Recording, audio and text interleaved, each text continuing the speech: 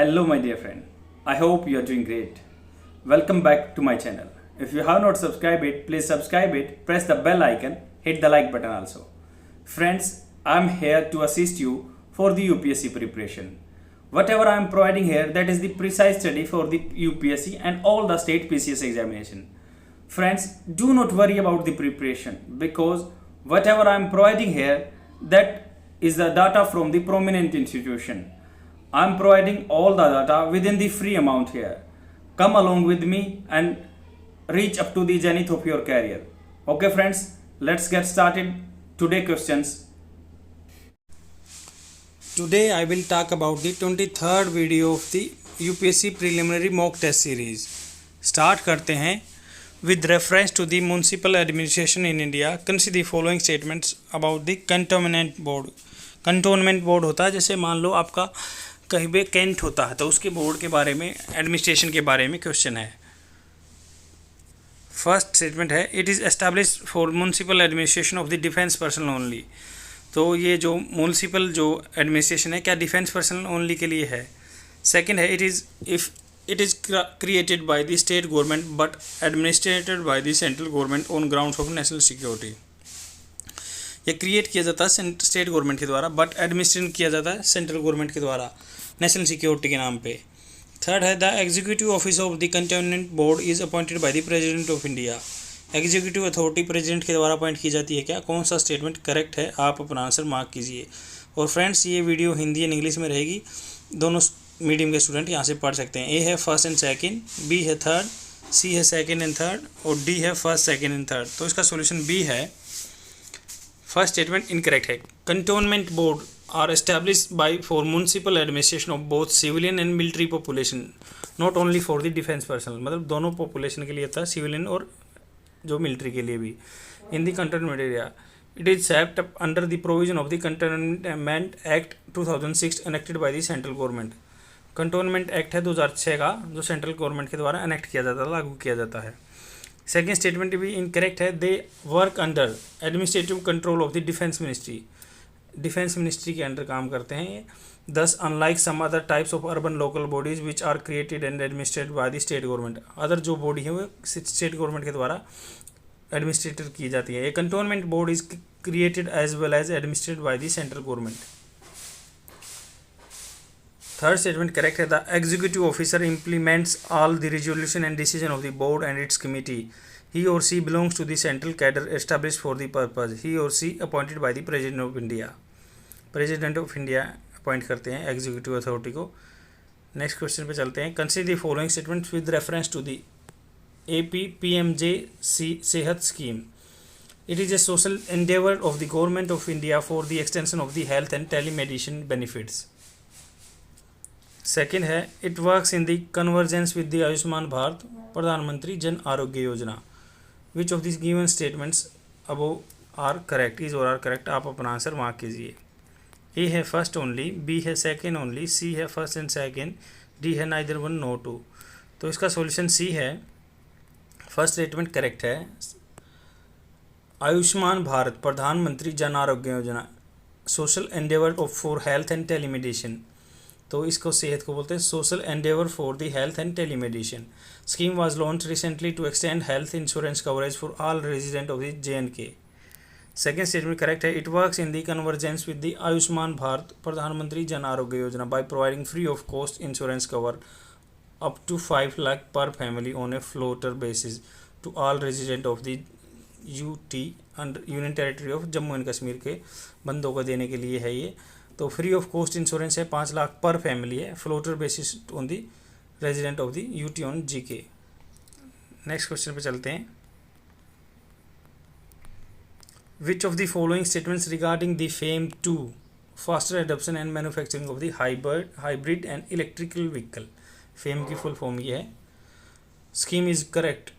इसके बारे में क्या क्या करेक्ट है. फर्स्ट है it was launch to achieve the goal of the national electric mobility mission plan. Second है it will incentivize the vehicles that are fitted with the advanced battery. Third one it will cover only the public transport electrical vehicle. आपका कौन सा answer correct है आप comment box में बताइए.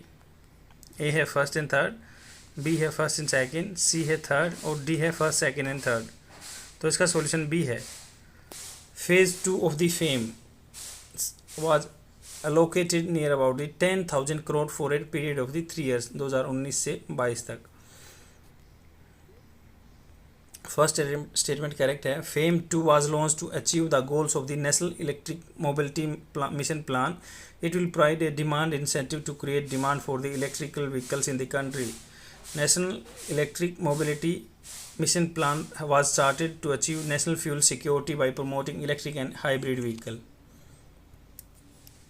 Hybrid मतलब जो बैटरी से भी चल सकती है और डीजल पेट्रोल से भी चल सकती है। सेकंड स्टेज में करेक्ट है। Advance battery and registered vehicle will be incentivize under the scheme. Third statement लिखा है the scheme will apply mainly to vehicles use for the public transport और these registered for the commercial purpose. However privately owned and registered electrical two wheeler are also covered under the scheme as a mass segment. मतलब public transport ज़्यादा चलते हैं तो उनको ही ज़्यादा adaptive करवाने के लिए हैं, ये ज़्यादा इलेक्ट्रिकल बनाने के लिए हैं और पर्सनल व्हीकल टू व्हीलर में प्रमोट कर रहे हैं। नेक्स्ट क्वेश्चन पे चलते हैं। With reference to the photovoltaic cells that converts light energy into the electricity consider the following statement. First statement है they conduct electricity better if insulator are use instead of the semiconductor in the cell. अगर ज़्यादा अच्छी light जाएगी अगर उनको की जगह semi conductor use करेंगे। They can not be use to power the earth orbiting satellite. Third है they produce direct current voltage. कौन सा स्टेटमेंट करेक्ट है आप अपना आंसर मार्क कीजिए। ए है फर्स्ट एंड सेकंड, बी है सेकंड एंड थर्ड, सी है थर्ड और डी है फर्स्ट। तो इसका सॉल्यूशन सी है। A photovoltaic cells known as the solar cell is an electronic component made of the semiconductor material that generates electricity when it exposed to particle of the light. Photovoltaic sales को क्या होते हैं, इनको solar cell भी बोलते हैं। Photovoltaic cell is an electronic component made of the semiconductor material that generate electricity when it expose to the particle of the light. Photons है जो it is possible as the semiconductor release electrons when they expose to the sunlight. Flow of this electrons produce electricity. This property cannot be exhibited by an insulator. Thus, insulator cannot be used in the photovoltaic cells to produce electricity. Second statement भी incorrect है. From the beginning, photovoltaic cells has been a primary power source of the Earth orbiting satellite. High efficiency power voltaic panels have supplied powers for the ventures such as International Space Station and the surface rovers on the Moon and Mars. They will continue to be an integral part of the space and planetary exploration. मतलब ये photovoltaic sales हैं जो ये पहले से use हो रहे हैं सप्लाई करने के लिए वेंचर जैसे स्पेस स्टेशन में इलेक्ट्रिसिटी पहुंचाने के लिए, या जो रोवर्स वगैरह के साथ उनके साथ फोटोवोल्टिक सेल्स जाते हैं। थर्ड स्टेटमेंट करेक्ट है। Solar panel produce direct current DC voltage when they are connected to the electric circuit they generate direct current. DC produce करते हैं। नेक्स्ट क्वेश्चन पे चलते हैं। Which of the following method can be employed for the conservation of the soil? कौन सा method employ किया जाता है कंजर्वेशन ऑफ द सोइल के लिए? Tilling in the field at the right angle to the slope. Slope के right angle में जोतते हैं खेत को क्या? Regular ploughing of the soil, regular हल चलाएंगे क्या? थर्ड है farming one type of crop of the whole year, हर साल पूरे साल में एक ही क्रॉप पैदा करें। फोर्थ है creating terraces on the steep slopes. मान लो बिल्कुल ही तिरछा स्लोप है उस पर क्या है टेरेस जैसे सीढ़ीदार खेती करनी चाहिए। कौन सा स्टेटमेंट करेक्ट है आप अपना आंसर मार्क कीजिए। ए है first second third, B first second fourth, C second third fourth, D first third fourth. तो इसका आंसर बी है first second fourth are correct. Some of the methods for the soil conservation include tillage, regular ploughing of the ground and terrace farming and creating terraces on slope. Third incorrect है क्योंकि इसमें दिया हुआ है it is the mix cropping which is a suitable practice rather than the monocropping, मतलब पूरे साल एक ही फसल करेंगे तो उसकी डिग्रेड हो जाएगी सोइल। नेक्स्ट क्वेश्चन पे चलते हैं। With reference to the national commission for the backward caste which was in the news recently consider the following statement. First है it is a statutory body under the ministry of social justice and empowerment. Second है it was formed on the basis of the verdict in the Indira Sawhney case 1992। Third है it recommends inclusion and exclusion from the list of the community notified as the backward class for the job reservation. Fourth है it has all the powers of the civil code trying a suit related to the safeguard provided for socially and educational backward class under the constitution. कौन सा statement correct है, आप अपना answer mark कीजिए। A है first only, B है second and third, C है second third fourth और डी है फर्स्ट सेकेंड फोर्थ। तो इसका सॉल्यूशन सी है। फर्स्ट स्टेटमेंट इनकरेक्ट है। It was establish through the national commission for the backward class NCBC Act of 1993 under the Ministry of Social Justice and Empowerment, but in 2018 through 102 amendment Constitutional Amendment Act it was made a constitutional body under Article 338B. Second statement correct है। The commission was the outcome of the Indira Sahni and others versus of Union in India.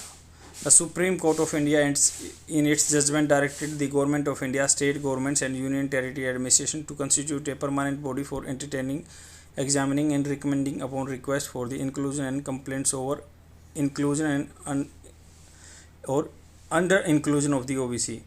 मतलब कोई list में जैसे क्या है, commission ने इंदिरा साहनी का case आया 1992 में, इसके बारे में क्या लिखा कि गवर्नमेंट ऑफ इंडिया को state governments and union territory administration to permanent body बनानी चाहिए अगर ओबीसी में कोई लिस्ट में कोई जाति इंक्लूड करनी है या आउट करनी है। थर्ड स्टेटमेंट करेक्ट है। It recommends inclusion and exclusion from the list of the communities notified as backward for the purpose of the job reservation. Job में रिजर्वेशन के लिए नोटिफाइड किया जाता है ओबीसी। फोर्थ स्टेटमेंट करेक्ट है। The commission has same powers as a civil court trying a suit related to the safeguard provided for socially and educational backward classes under the constitution under any other law for the time being in force under any order of the government.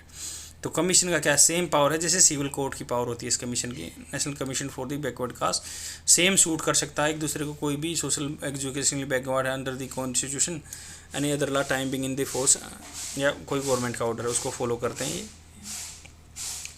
Next question पे चलते हैं।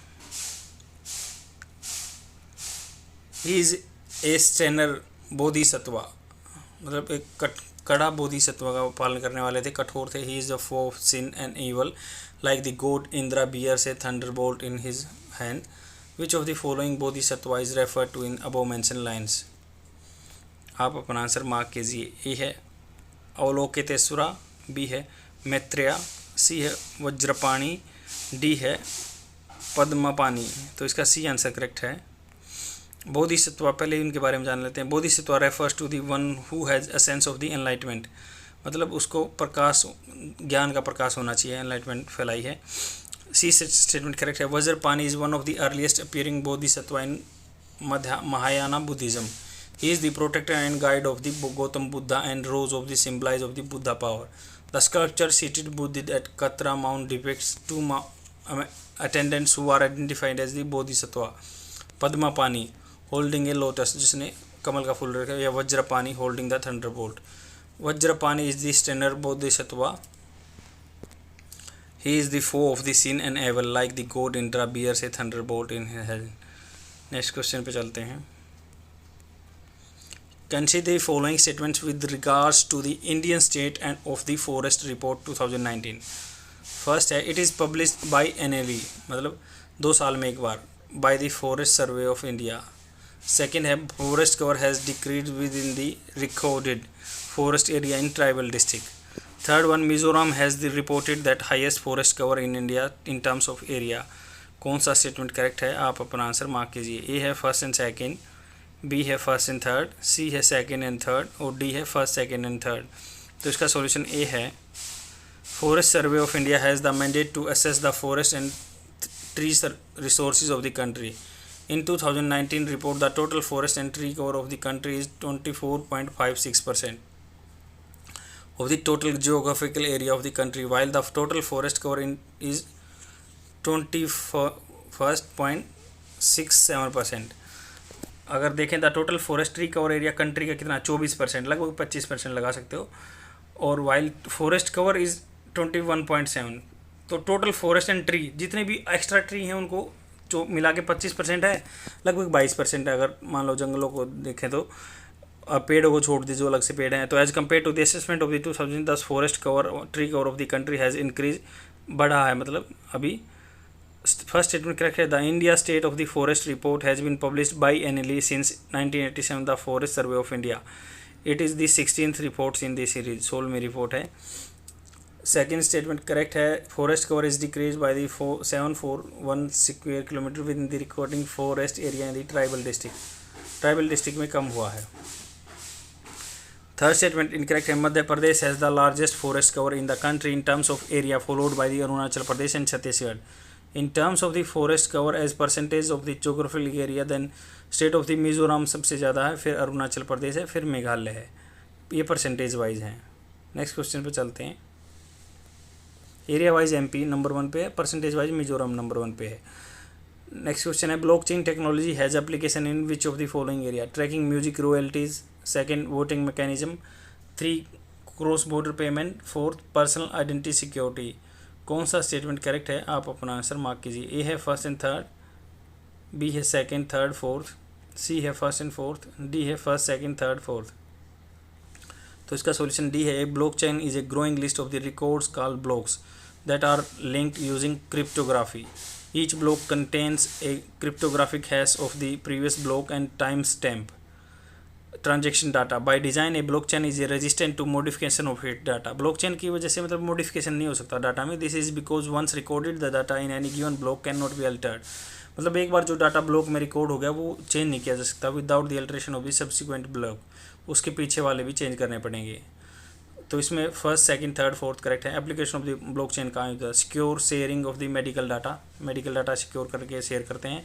Tracking music royalty, cross border payment है, real time internet on things operation system है, personal identity security है, anti money laundering tracking system, supply chain and logistic monitoring, voting mechanism है, advertisement insights है, original content creation है, crypto currency exchange है, real estate processing platform. मतलब blockchain technology का बहुत सारे यूज में है। नेक्स्ट क्वेश्चन पे चलते हैं। कंसीडर द फॉलोइंग पेयर्स दिए हैं जैसे क्रॉप, और उस सबसे ज़्यादा कौन से स्टेट में होती है? बाजरा राजस्थान में, राइस एमपी में, जूट वेस्ट बंगाल में, सोयाबीन केरला में। कौन सा करेक्ट मैच है? आप अपना आंसर मार्क कीजिए। ए है सेकेंड एंड फोर्थ, बी है फर्स्ट एंड सेकेंड, सी है फर्स्ट एंड थर्ड, और डी है सेकेंड थर्ड फोर्थ। तो इसका सोल्यूशन सी है। The agricultural statics at a glance 2018 report of ministry of agriculture and farmer welfare provides the data regarding various crop production.